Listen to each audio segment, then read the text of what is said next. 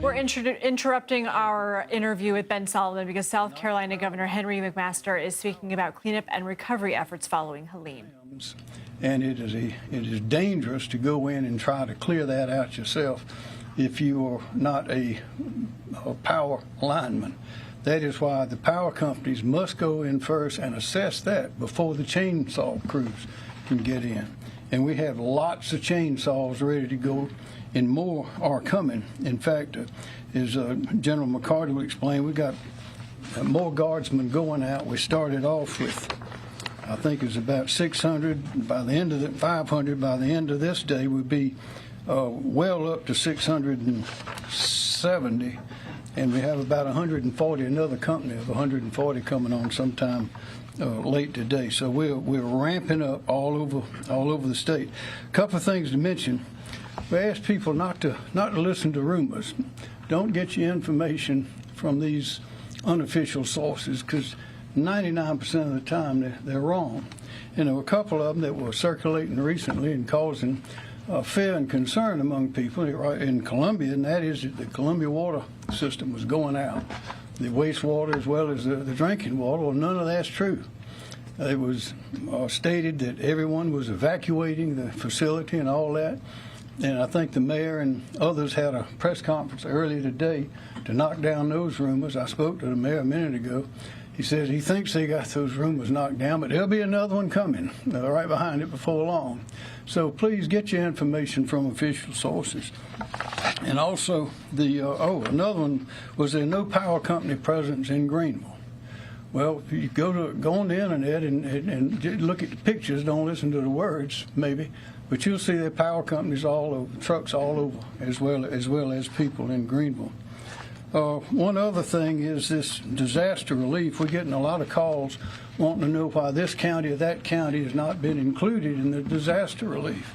That is because under the federal procedure, although we got the declaration to provide funds for the disaster relief, the counties themselves must send in the information here for us to transmit it to FEMA.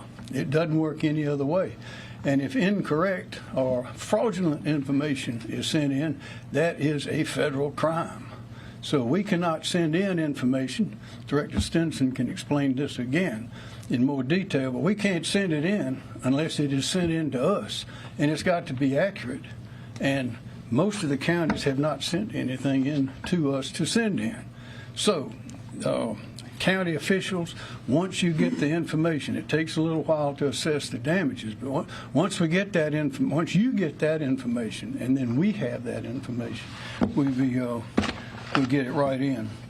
Again, progress is slow due to that choke point that I mentioned. Still a good warning: don't go near those down lines. Don't take a chance. Don't put any sort of equipment in the house running. Don't have your generator going. We've had people die because of that, at least one.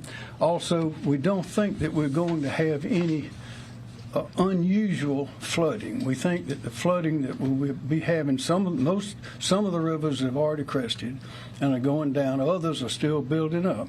In Columbia here, the Congaree will be, I don't think it's crested yet. Maybe it's about to crest. We'll hear about that in a minute. But we don't expect any downriver unusual water going up outside of the floodplain. Also, I mentioned the National Guard. We are fully conversant in dealing with FEMA. We got a call, I think I told you before, Deanie Criswell had called several days ago. President Biden called late yesterday afternoon, and we have embedded with us Brett Howard with FEMA, and so we are working that and getting whatever we're entitled to have or allowed to have, and we've got the whole team on the field. Everybody that is available. Even some that usually don't go out in the field, they're all out in the field now. And so we have a great team and because of experience, we got a great working relationship with all these different companies and entities, as well as the various counties. So we're making progress, but again, it's going to take a while because of this situation where the power lines are down They're tangled up in the trees, and that's slowing us down. That is the main hindrance to getting everything going again. John Quarillo. Thank you, Governor. John Quayle with the National Weather Service.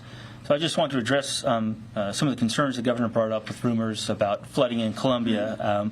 So understandably, the river flooding in Columbia is an area of concern, especially with people making comparisons to 2015 floods.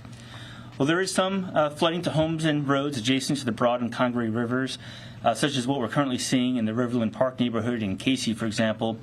The good news is that the rivers, like the governor had mentioned, are cresting now in the Columbia area.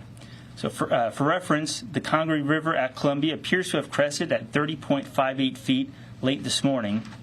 This is the 9th highest crest on record and about 1.2 feet below what was observed on the river during the 2015 floods. I think it's important to stress that we don't anticipate any additional significant flooding to occur. Other areas away from the banks of the Broad and Congaree rivers that experienced flooding in 2015. We've been listening to South Carolinian officials discuss Helene. More than 100 lives lost over several states, more than 25 of which have perished in South Carolina. We heard the governor there give an update, trying to tell people that they have crews on the ground working to clear debris, open roads, get power back on as well.